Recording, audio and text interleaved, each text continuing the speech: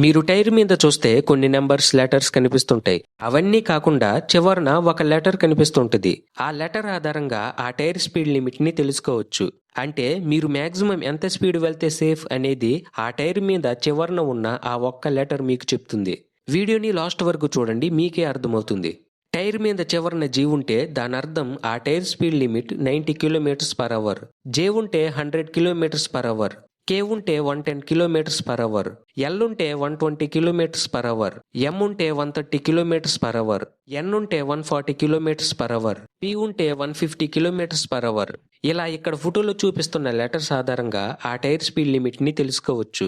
ఒకవేళ ఆ tyre speed limit ని పట్టించుకోకుండా స్పీడ్ గా వెళ్తే టైర్ ఎక్కువగా హీట్ అయిపోతుంది, టైర్ గ్రిప్ తగ్గిపోతుంది, వెహికల్ మీద కంట్రోల్ ఉండదు, టైర్ బ్లాస్ట్ అయిపోతుంది. తర్వాత ఇంకేముంది, డైరెక్ట్ యాక్సిడెంట్. కాబట్టి ఈసారి వెళ్ళేటప్పుడు టైర్ స్పీడ్ లిమిట్ ని చూడండి.